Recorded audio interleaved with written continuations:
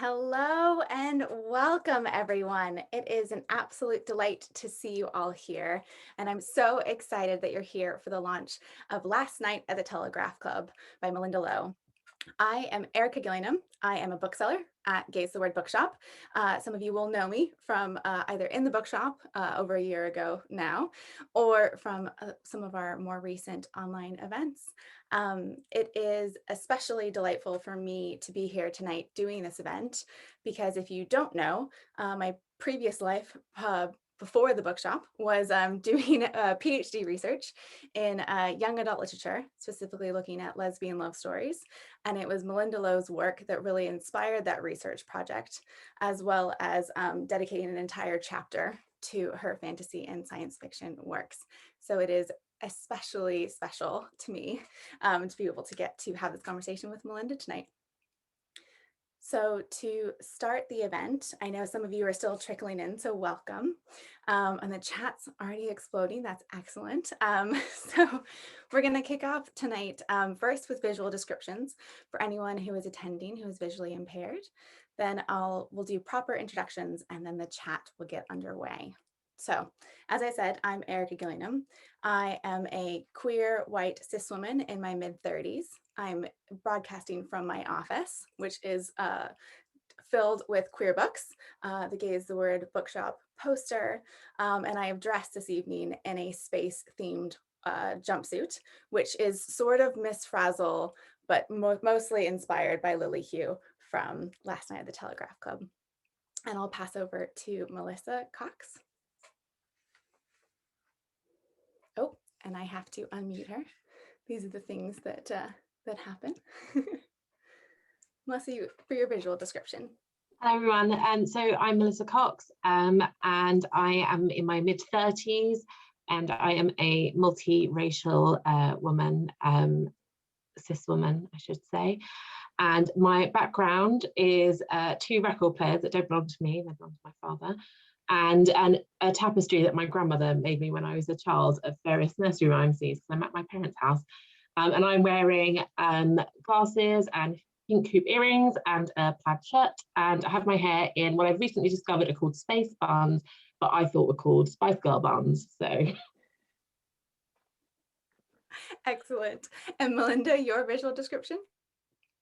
Hi everyone, I'm Malinda Lo. I am a queer, cis, Asian American woman. I'm in my mid-40s, which is very exciting. I am wearing a kind of maroon top with a black sweater, and I'm sitting in my attic library. So behind me, you would see an attic with a bookshelf wall at the rear and on the side. Thank you so much for both of you for that. So I'm going to officially introduce Melissa. Melissa Cox is the editorial director for Hodder and Stoughton and former head of books at Waterstones.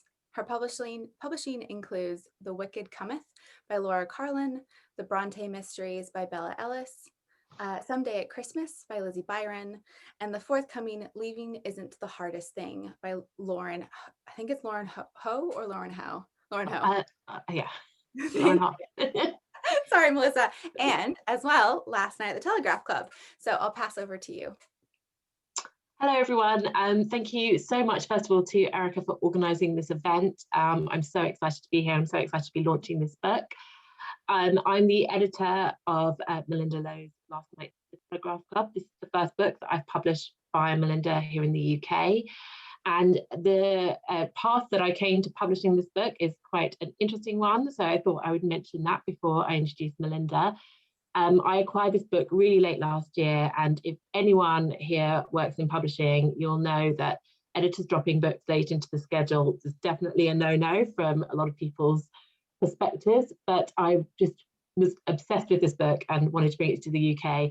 And the reason that I was obsessed with this book, credit has to go to Charlie Morris, who I think is at this event, who tweeted a Sarah Waters quote for the book, which we put on the front cover. Shimmers with the thrills of youthful desire, a lovely, memorable novel. And I was like, what is this book that has this amazing Sarah Waters quote? Charlie said it was one of her most anticipated books for this year. So I followed the thread up and I saw the cover and I was like, if this book is not being published in the UK, then I want to publish this book.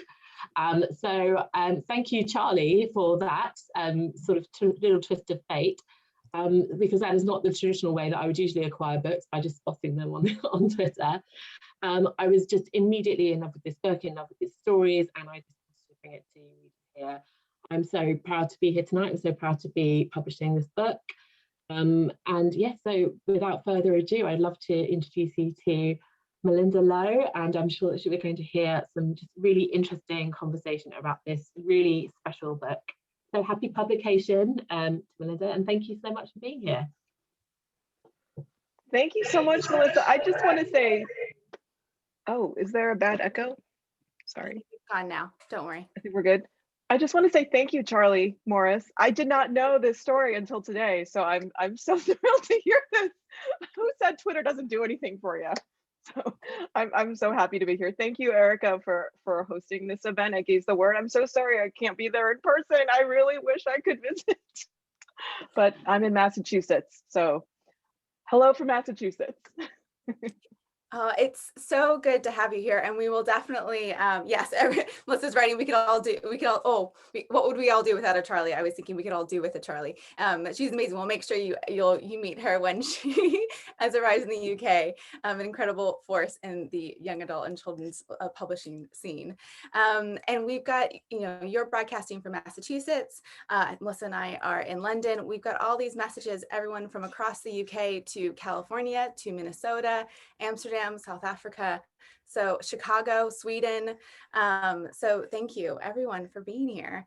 This is just so exciting, and I think we can all join the campaign to get you over to the UK whenever, whenever that's allowed. That would be great. Definitely.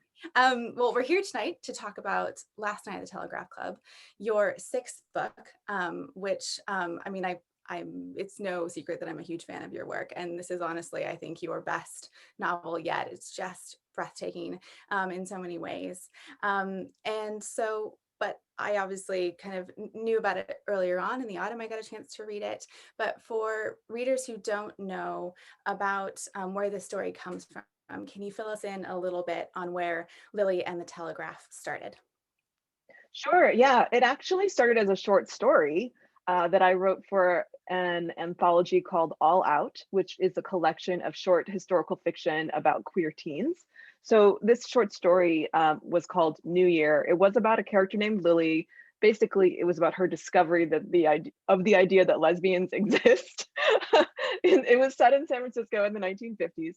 And I thought it was just a short story. And then my agent, Michael Barrett, read the short story, and he told me, we talked about it, and he was like, this could really be a novel. And I didn't really think it was a novel. So it took me a few weeks of thinking it over, but he convinced me that it was a novel. So then I wrote a proposal, and we sold the book on proposal, and then I had to write the novel. So I'd never written a historical novel before, and I didn't really know much about the 1950s. It was set in the 1950s because I had been inspired by reading a book called Rise of the Rocket Girls by Natalia Holt, which is about the women computers who worked at the Jet Propulsion Lab in the 1940s and 50s. And it was inspired by that, as well as a book called Wide Open Town, which is a queer history of San Francisco. So I was kind of reading those two books around the same time, I think, and somehow they kind of mushed together in my brain. And the character of Lilly, who came to me from those two books. So that's where it originated. Altogether. Yeah, no, it's fascinating. It's fantastic to hear, I think, too, because there may or may not be writers who are watching as well. And one of the questions I've seen pop up at different events is, where do you get your ideas from? And I think, it's great. They come from lots of different places, but to be like, I was reading these different books and they coalesce together. It's just really wonderful. And I know that you haven't written a historical novel before, but you are well versed in kind of moving across different genres. And when I read your writing about writing, you know, part of that is world building, that kind of translates across all the different genres. And so, I mean, the world that you're creating is 1950s San Francisco, and you do it so well. As a fellow Californian, and my dad was a child in San Francisco in the 1950s, you just really just brought the city to life in the last night of the Telegraph Club. And there's a real richness to Chinatown, and you kind of hit those well-known mid-century landmarks of San Francisco. So I wanted to hear more about that research, and if there was anything that surprises you. And I know you've got some slides for us as well. Yeah. Yeah, it was really fun to do this research. I lived in San Francisco for a while, but I was not living there when I wrote this book. So, oh, here are the slides. Great. Yes. So, Lilly's family lives on the edge of Chinatown. So this is basically her street. This is the view she would see looking toward downtown.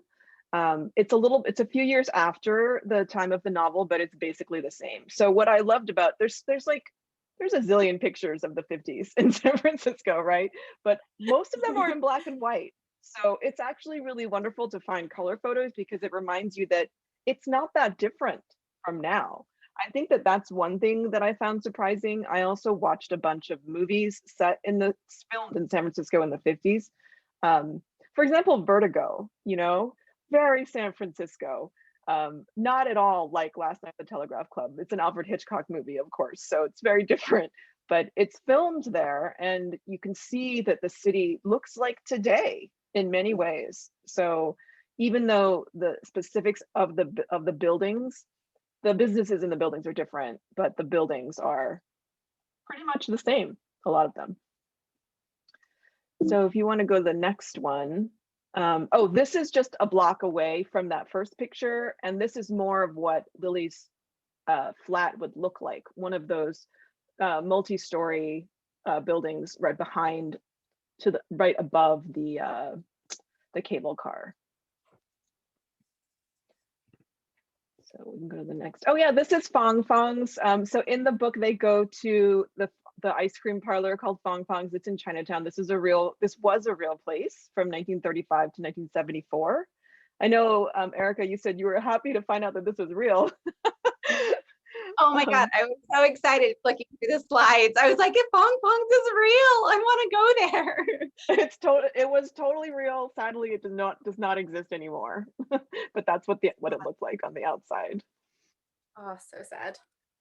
Oh, so this is Chinatown in the 50s. I don't know where this photo came from, but the thing I love about this is that it shows all the neon and also how much stuff is happening, you know, because right now Chinatown in San Francisco is kind of quiet after dark. Nothing really goes on there. But in the 50s, it was really lively. There were nightclubs that tourists came to. People went out for late drinks and dinner at a lot of restaurants in Chinatown. It was a really like busy happening place. So I had to adjust the way I thought about Chinatown to reflect what was happening in the 50s in the book. That makes sense. Mm-hmm. So this is the yearbook for Lilly's high school, Galileo High School, the telescope. This is a picture of their courtyard. So when I went back to San Francisco to do some research, and I got to look at I looked at the yearbooks from the years that Lilly was there. So I think I've just included a few photos from the yearbooks because they're so great. They're not like buildings. These are people. These are real people in the high school. So on the top left is the GAA, which I think is the Girls Athletic Association. Okay. So Lilly goes bowling in the book. It was kind of inspired by these girls. And the top right slide. Yeah. The top right photo is the dance committee. And that girl in the front really just makes me think of Shirley with her ponytail. It's fantastic. And the bottom photo is just student council. And I enjoyed this photo because it shows you how many Asian students there were at Galileo. I think it's probably a third of the high school was Asian and a third of the high school was Black. And so it was a pretty diverse high school in the 50s. Yeah, it's really great to see that through the pictures, you know, the student body that you create in the book is really reflected in the actual high school and vice versa, you know. Yeah, I wanted to make that realistic for the time. And I also found these two photos, they're circled. These are the photos that really inspired me in terms of Lilly and Kath. I saw these two girls and they just look like my characters. So I actually had printed out this photo and was looking at them when I wrote the book. So I'm very familiar with these photos. They're so fantastic. And I got very excited. It was like, oh my God, it's them. Yes, it's them. Oh, and this is so there are very few photos of lesbian bars at the time, but this is a photo of Broadway, where a lot of them were located. And if you look on the right there, you'll see a sign that says Mona's. And that is, yeah, that right there. That's actually a very famous lesbian bar that was in San Francisco and was very popular for a while in the 40s and 50s. And it's right on Broadway. That's basically one of the bars that inspired the Telegraph Club. So there's a closer up photo of Mona's, the front door, and then these are photos of inside the bar, the various bars. So those three women on top were involved in a bar raid that kind of inspired part of what happens in the Telegraph Club. And the bottom right is another lesbian owned bar called the Tin Angel. And you can see what it looks like. It's very 50s, it's a jazz club. It's so great to see those. And I also like that one of those women was named Jean, and there's a character Jean in Last Night at the Telegraph Club as well. Yes. And Miller, I got Kath Miller's name from one of those women. Oh, I see. Fantastic. So, yeah. So this is a photo by Fred Lyon of Castle Street and a view of Coit Tower. And when I looked at a lot of photos of San Francisco, and this photo really stuck with me. And basically, this is Lana's apartment. Oh. I put their apartment here, and because this photo was just so beautiful. It was so evocative to me. And I went to San Francisco and I found this street and looked at the building and it's still there. So I took a photo of it. I am not a good photographer like Fred Lyon, so I show you Fred Lyon's photo. Fair enough. Oh, that's so great though. Yes, and this is Sutros. So Lilly and Shirley go visit Sutros. This was a very weird like entertainment emporium that used to have this gigantic bath complex, like pools, saltwater pools. And by the 50s, it had become this strange like curiosity museum combined with an ice skating rink. It's just very weird. And it was out by Cliff House, kind of on the edge of the city. Oh, and this is, I think, a color postcard of Ocean Beach. And on the left there is Playland, the amusement park, where Lilly goes in one scene. You can see the roller coaster there. It's no longer there, but some things stick around, like the diorama that Lilly sees there of the opium den. It still exists. It is now in the Musée Mécanique, which you can go and see in where is it? It's in Fisherman's Wharf now. So yeah, it's one of the piers. I think it's 42 or something. Yeah. So some of the stuff from Playland moved around and in the city, and some of it is still around to see. Not the rides, but the dioramas. Oh, and that was it. Yeah, it was the Musée Mécanique. It was so exciting to see that pop up when I was reading, because I knew I wasn't alive in the 50s to be able to go to Playland and see them, but I had seen them in the Musée Mécanique down near Wharf at the piers, kind of as a late teenager, the same age as Lilly and Kath in the book, and use the old photo booth to take photos and things like that. Yeah, well, thank you for giving us that kind of like that tour through the different stops. I mean, what was there anything that surprised you when you were, apart from kind of the Chinatown being so alive at night? I don't know. I love San Francisco. So it was really, since I don't live there anymore, it was great to go back and walk around the streets. I walked through all of the streets that Lilly does. Like I went there and did the walks, and I took photos and tried to see it, how it would look in the 50s. It's just a beautiful city. So I loved being there and learning about it. And it was really interesting to do research the lesbian bars, because even though when I lived there in the early 2000s, I went to a lot of lesbian bars, none of the ones that are in the book, but I learned through research that basically the ones I went to were quite similar. Like the buildings are the same, you Mm. know, and the setup, the layout of the bars is the same. And doing the research into the community there made me realize also the dyke drama is the same. The same gossip that happened in the 40s and 50s that is recorded in various interviews I read, the same things were talked about in the early 2000s when I was there. So I felt like I really had a good handle on it because me and my friends and I went out in basically the descendants of those bars, and that community was built by those women from the 40s and 50s, and we kind of inherited that culture from them. So that was really great to learn. Yeah, that's so great. And that's such a great detail. Um, and so I want to get the chance to kind of on the world building theme. I know food is really important to you, and this Mhm. novel makes me so hungry reading it. I just want to get everywhere, everything possible. So, and I know that you were really particular in your research about that. So can you tell us more about the food that Lilly and her family and her friends eat? Sure, yeah. So careful readers will note that there are three regional Chinese cuisines in this book because her family comes from two different parts of China. Her mom's family is from southern China, Guangzhou and Canton, and her father's family is from Shanghai. So that's two different kinds of food. And then Lily also meets a bunch of Chinese students who are recent immigrants. They come from northern China, so there's also northern Chinese food. So I I went to I researched these different foods very much in detail. That was fun, and I also this is not Chinese food, but I also randomly researched a lot about American convenience foods in the 50s. And I at one point I had this whole scene where one person goes grocery shopping and comes back and unloads her groceries. I went through all the like canned foods that she bought, and I eventually deleted that because it was not relevant. I mean, I'm interested in convenience foods of the 50s from an academic perspective, but it didn't really go with the book. Well, and there's also Thanksgiving. There's a sandwich sharing that happens at one There's a point. sandwich. Like as an American in London, sorry all you Brits, but like I can't get a good sandwich here. So like it's like a deli sandwich.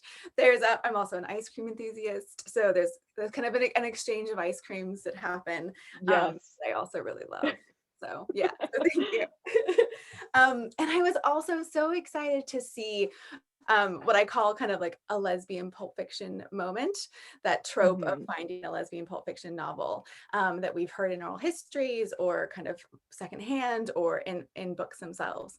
And so I know that you've prepared a small reading section for us, Mhm. and it deals with part of that lesbian pulp fiction scene. So if you could read that and then kind of tell us a little bit more, that would be great. Sure. Yeah. So I'm going to read this section when Lily takes her friend Kath to Thrifty Drugstore because Lily wants to show her this book that she found there because she's hoping that if she shows the book to Kath, then Kath will guess that she's a lesbian. So without her having to actually say it out loud, right? So it's a very short scene. Lily spun the rack of tawdry paperbacks again, then began to flip through novel after novel, hunting for the provocative cover of Strange Season. The blonde, that had to be Patrice, in her negligee on the floor, the brunette Maxine with dark eyes, above in her sultry black gown. Lily was aware of Kath beside her, watching, and she said, "It's been here for weeks. I thought it would still be here." Kath pulled a book from the next rack over, a detective novel with the silhouette of a corpse on the cover, and asked, "What was the title? I'll help you look." "Strange Season." Kath put the detective novel back and started to look through the other books. When Lily had finished with the romance rack, she moved on to science fiction, wondering if it had been mistakenly placed there. But at last, she had to admit defeat. "It's gone," Lily said. "I suppose someone bought it." She couldn't imagine who might have had the nerve to put their money down on the counter. Someone very bold. What was it about? Kath asked. When she decided to show the book to Kath, Lilly hadn't considered the possibility that it would be gone. She had hoped the book would do the work of voicing the questions she wanted to ask, but without it, she was back where she had started. She was faced with a choice now. She could explain what the book had been about, or she could lie. Kath was watching her expectantly, and there was something in her expression that made Lilly hope that perhaps she already knew the book. But Lilly told herself that was wishful thinking. In all the time they had spent together, all those walks down Columbus, they had never brought up the Telegraph Club or Kath's friend Jean. Not once. Lilly wanted to believe that the total absence of those topics signified their importance, but it probably meant nothing. She felt queasy, and Kath reached out and touched her arm. Are you all right? Kath asked. Kath's fingers pressed lightly against Lilly's upper arm. She saw both concern and curiosity in Kath's eyes. They were grayish blue, like the sky covered by a scudding sheet of rain clouds. Lilly backed away into the corner between the science fiction rack and the rear wall of the store, and Kath followed her.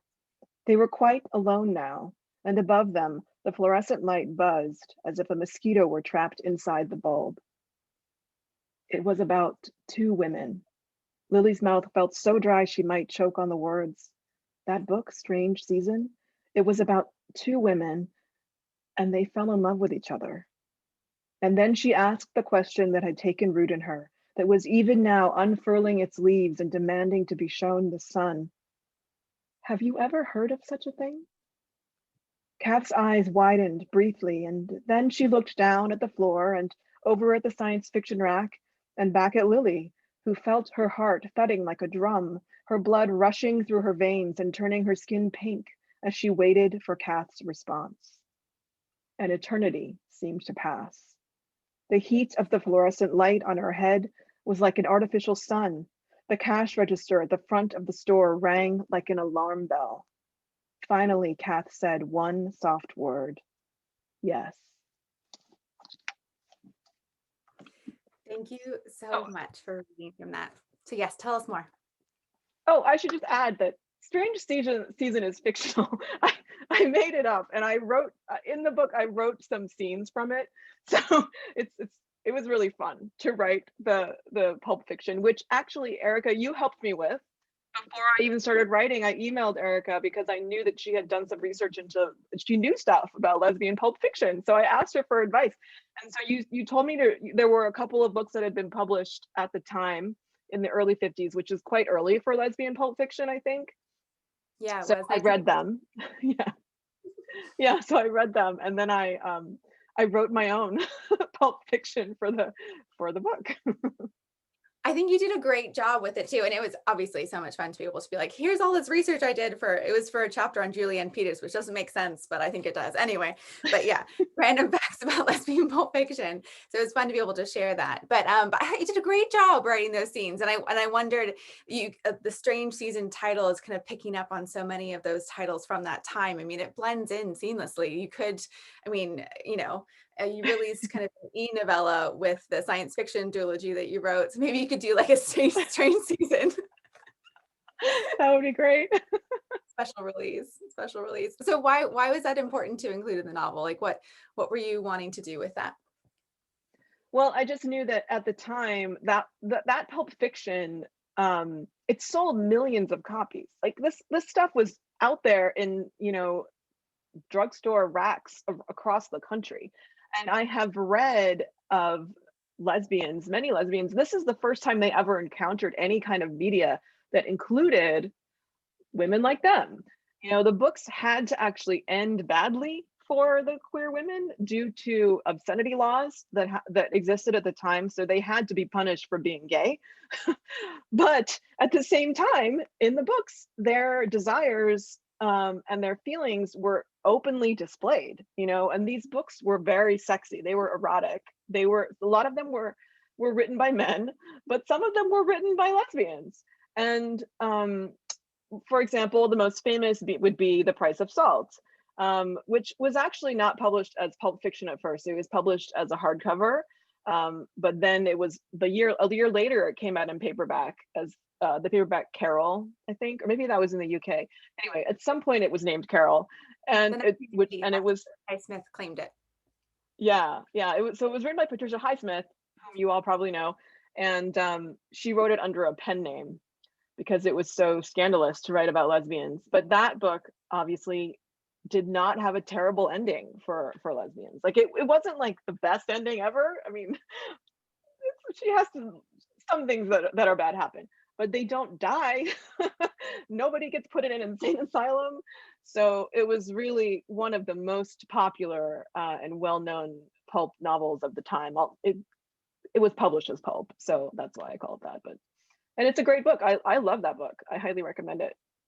It's so good. And yeah, if you haven't read Carol, which was originally published as The Price of Salt, and I'm sure someone will remind me the name is Claire something, her pen name, but it was published the same year in 1952 as Spring Fire by Vin Packer. And neither of the lesbians in that novel die either. One of them is kind of committed to an institution though, and one of them goes straight. So it is kind of, usually the ones written by men, there was death, but if it was a woman, it was Anne Bannon or Vin Packer, or there's a couple others. It was kind of just like turning straight or heartbroken, or in Carol's case, having her daughter taken away. But yeah, I think it is so relevant and so part of that period, especially. And yeah, they had to have those unhappy endings because of the censors, and that's something else that kind of is an undercurrent in the book, is kind of surveillance and censorship. And I'm particularly thinking here about McCarthyism and the way that you tie together both the suspicion of Chinese immigrants and Chinese Americans with the Red Scare, and kind of communist sympathies, as well as the Lavender Scare, again, communist sympathies, but also kind of blackmail. And I just wondered what it was like to tie those two different communities and stories together. Oh, it was very hard. That was the whole time I wrote this book. I had this ongoing discussion with my American editor. What do I do with the communist subplot? I just couldn't figure out how to do it, because Lilly is in this community and these things are happening around her, but they're not happening to her directly, and I didn't want the book to turn a corner and become like a political thriller about McCarthyism.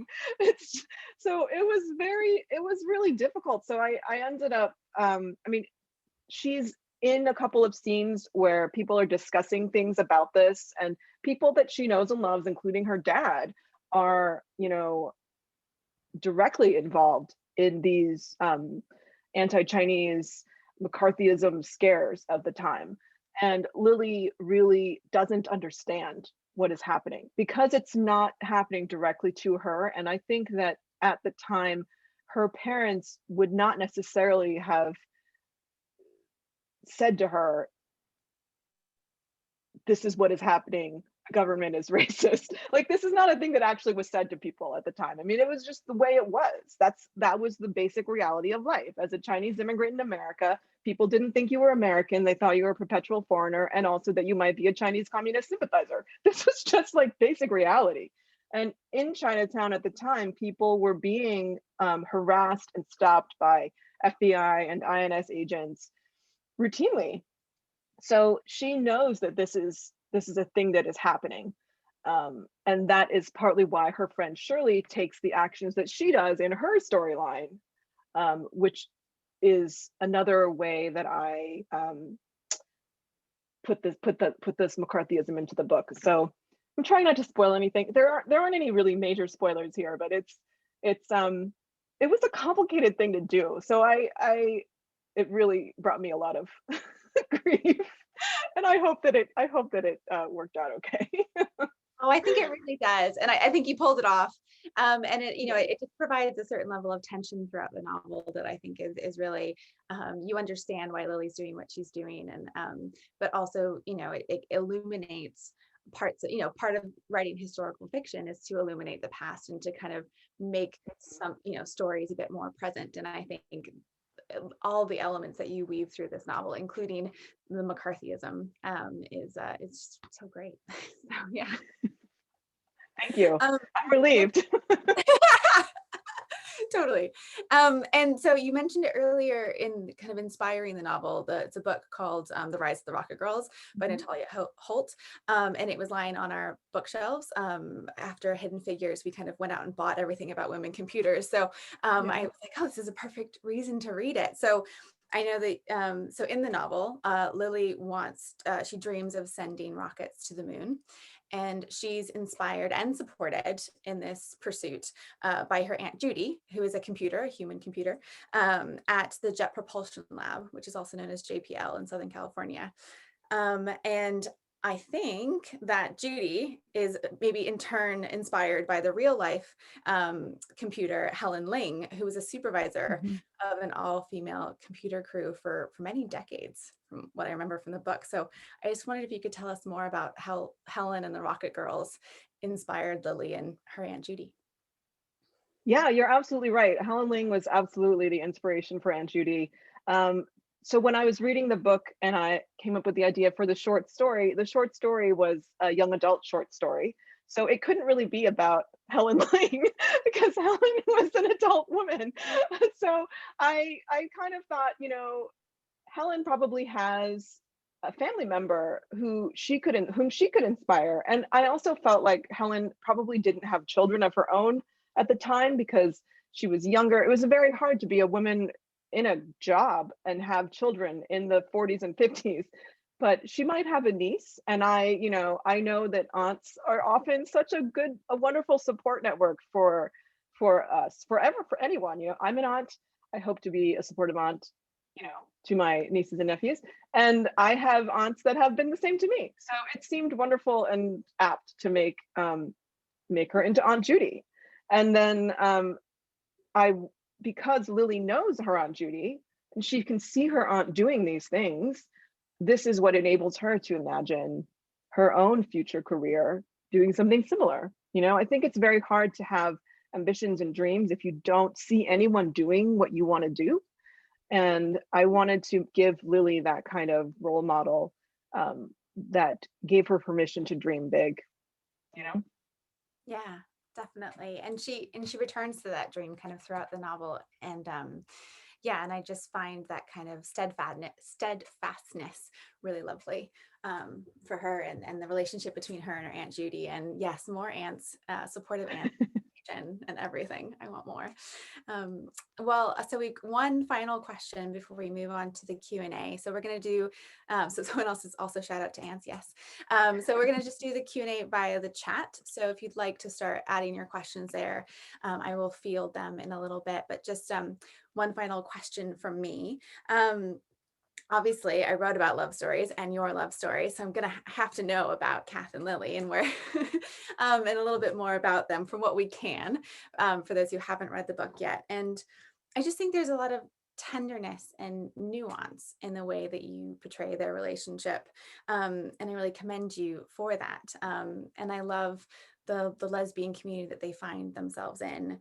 And so I was just wondering, what was it like to write Lilly and Cass' love story after the other, romantic relationships that you've written? Well, I will tell you, the love story between Lilly and Cass did not exist in the first draft. It was not there. Because in the short story, Cass didn't exist. So I invented her for the novel, and they were just going to be friends. And so I wrote the whole first draft, and I realized afterward that I didn't understand why I had been resisting writing a romance in there. And it seemed very clear that it had to be Lilly and Kath. So I then revised it to put the love story in there. And I felt that, they're in high school, right? Lilly and Kath are seniors in high school, and it's the first love for them both. And first loves are not always your last love, right? But I felt that theirs could be a last love. And so I wanted to have both of them make decisions about their relationship with each other that would provide a solid foundation for the future. So that is why they do the things they do, and they're very honest with each other, I think. I mean, at first, Lily doesn't really know what's going on because she's never been in love with another girl before. She's never been in love with anyone before, much less a girl. So she doesn't know what's happening. But once she knows what's happening, you know, she's pretty clear about what she wants, and so is Kath. So I didn't want them to have a lot of misunderstanding. I wanted them to, once they understood what they felt, I wanted them to be honest with each other. And so that is what I tried to do. And I feel very positive about their future. That is excellent. I think if readers, you know, future readers can take that away, just hold that with you. Well, I feel confident about their future too. Good. Well, I think I inadvertently inspired a lot of sandwich chat in the Oh, I see that. sandwich chat. Basically, just everything that is a UK sandwich, just make it opposite, and it's an American sandwich. Better bread, so many more toppings, bigger. So, Melinda, have you been to the UK before? Have you visited before? Oh yes, yes. I did. I spent a semester in London when I was in college, and I took this class called Art in London Galleries, which meant I got to go to a different gallery every week in London. It was a ridiculous class, but it was fantastic. So yes, I love London. That Great. sounds, well, we'll get you back. So yeah, if you, next time you're in the bookshop, participants, if you want to talk about UK versus US sandwiches, just hit me up. But first question for you, Melinda. This is from Jen Lopez. It says, Melinda, did you have to wait to be further on in your writing career to get this book out? It sounds like it really took some skills to be able to steer the story in the direction you wanted to take it. And I'm wondering if you had to wait to tell it until you were ready, or if it happened to come at the time when you were already ready. Well, no, this story came very quickly because I wrote the short story. I did not think it was a novel. I just thought it was a short story. Then, as I was saying, my agent convinced me it was a novel. So I wrote a proposal. The proposal sold within like a month to my American editor. And then I had been thinking about this story for basically 2 months. And then I had to turn it into a novel. So I had no idea how to do it. It was very hard. I felt like I was not ready, but I had sold it. So there was a contract. And one thing that is very inspiring, I will tell you, is a deadline. So that is, I mean, I missed the deadline multiple times, but still, I had a contract, so I had to write it. And I really had to learn a lot to write this book. And it was definitely difficult, but I do feel like I got to become a better writer by writing this book. I learned so much about how to incorporate research into a novel. I learned a lot about character development. I learned a lot about the communist subplot problem, which I often have, which is just like how to incorporate realistic things in a subtle way that is still meaningful emotionally. It's very hard. So I feel like I learned so much from this book, and now moving forward, I feel like I'm much better equipped as a writer. I have a lot more skills now that I was forced to learn on the fly. That's so exciting, and hopefully super inspiring for anyone who else is like, how do you write this? And sort of relatedly, Annie asks, would you write more historical fiction off the back of this learning journey? Oh yeah, absolutely. I learned that I love writing historical fiction. I just love it. I mean, I think that it's kind of like writing fantasy, except easier for me because I can just look it up. Like I don't have to make it up. Like with fantasy, you have to invent all this stuff, and with historical fiction, you can just go look it up. And I love doing research. So it's like the kind of writing that was just meant for me, you know? So I absolutely have more historical fiction in me to come. Absolutely. That is delightful to hear. And I read the book in the US ebook format, and there's an introduction in there, and I don't think it's in the UK version, the introduction, but you call yourself is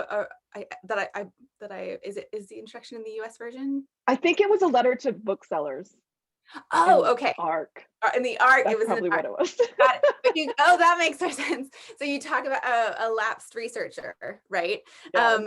And it just seemed like your want to research everything was just on show and in full I know, steam. it's too much. No. I'm working on a short story right now. I'm writing a fairy tale retelling, but it has morphed into a historical fairy tale that involves me reading like 7 books. This is ridiculous. I do not need to be doing this, but I am enjoying it. So what can I say? I mean, there's that. So we've got a couple more writing questions. This is very apt because it's good that you enjoy it. It says, how do you go about writing your books? Are you a planner, or do you think of and or change plot points as you go? That's from Amy Lahane. I do both. I mean, I definitely plan it. So if you sell a book on proposal, you have to write a synopsis of a book that you have not written yet. So it's basically an outline, and I wrote that. I think this book actually turned out relatively close to the synopsis that I pitched.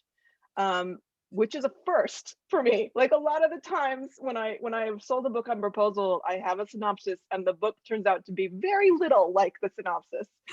So I think that yeah, I definitely plan. I outline my books. I use Scrivener, and if you're a Scrivener person, you know what I mean. If you don't, it's like a virtual corkboard with index cards on it. So I like to plan the scenes out on the index cards and move them around in Scrivener to kind of outline it. But also, once I write, the story goes in different directions often, and I will definitely follow those directions if they feel right to me. So I'm not like beholden to an outline. I definitely don't make myself follow that if I don't think it's right anymore. Yeah, I mean, that makes sense. Makes sense. And I guess sort of related to that writing question from Sarah Dunn, what are the most rewarding aspects of being a writer for you? And then in brackets, I read all your books and I love them all. Oh, thank you. I'm so happy to hear that. The most rewarding part for me is really the writing. Like, a lot of people on the internet and in reality are often complaining about how terrible writing is. And it can absolutely feel like pulling teeth, but there is also nothing better than a writing day where you're really in the flow of the story, and you're completely immersed in it, and you're just working on it and nothing else can get through, and you're completely focused on it. So that is absolutely the best part, being completely immersed in the story when I'm writing it on a good day. And it's okay to have bad days too, but yeah, absolutely. Yeah. This message and question is from Caitlin. What's your favorite part about writing queer relationships? As a young queer engineer, the representation in this book is wonderful. Thank you. My favorite part about writing queer relationships? Queer Was that the question? Mm-hmm. Well, they're so much more interesting than heterosexual ones. I don't know what else to say. I'm just not that interested in writing straight relationships. So I feel like all of it is interesting. It's all fantastic. I love writing them. Yeah, sorry, straight people. I feel that there are many books about straight people, and I don't need to do that at this point. Not that I never will. You never know. But at this point, I'm happy doing what I'm doing, and I love it. And you did have bookmarks printed up for your last book that says my brand is lesbians. So there's also I did, yes. I still have them, but they don't have Last Night at the Telegraph Club on them anymore, so they're like out of date.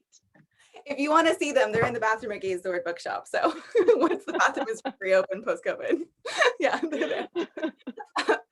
We've got a question from Charlie Morris, who we can all thank. I love the atmosphere of the Telegraph Club as a setting. Did having the historical research / images help you capture the sense of being there in a more visceral, sensory way?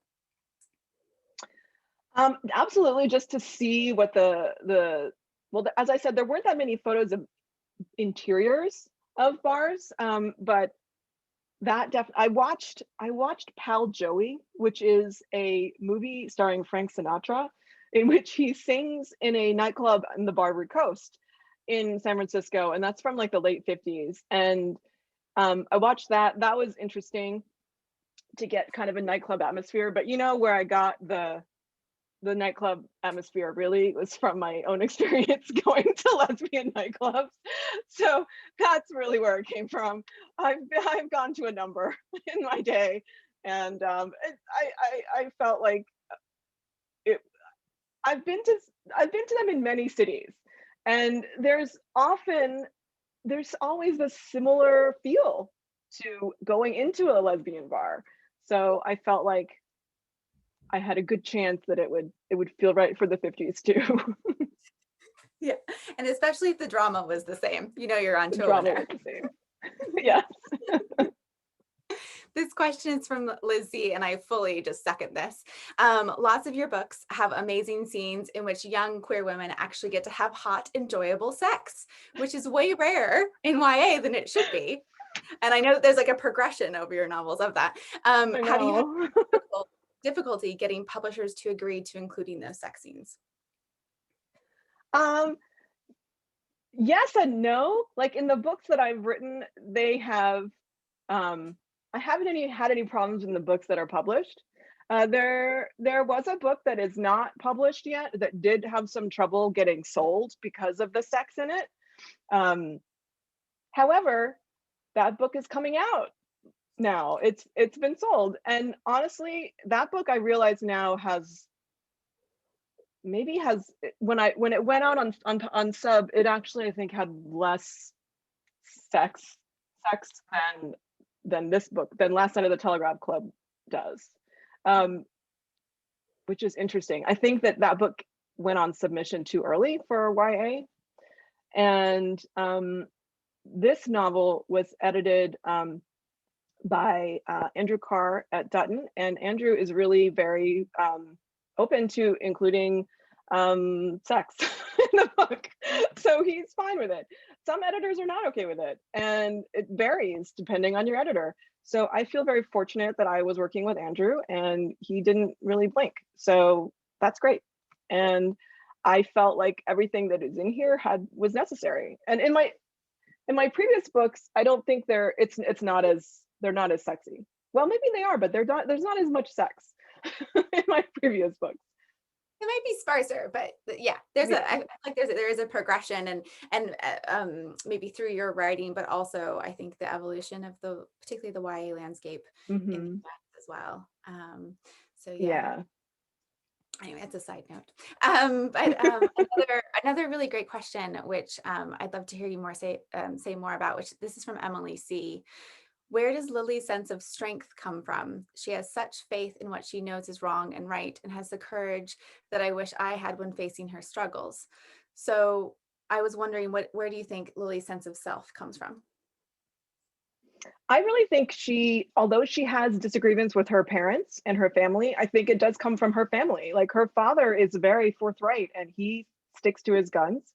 And I think her mother, though she disagrees with her mother on a lot of things, is also quite a strong woman. Her mother is a nurse and has been a working mom her whole life.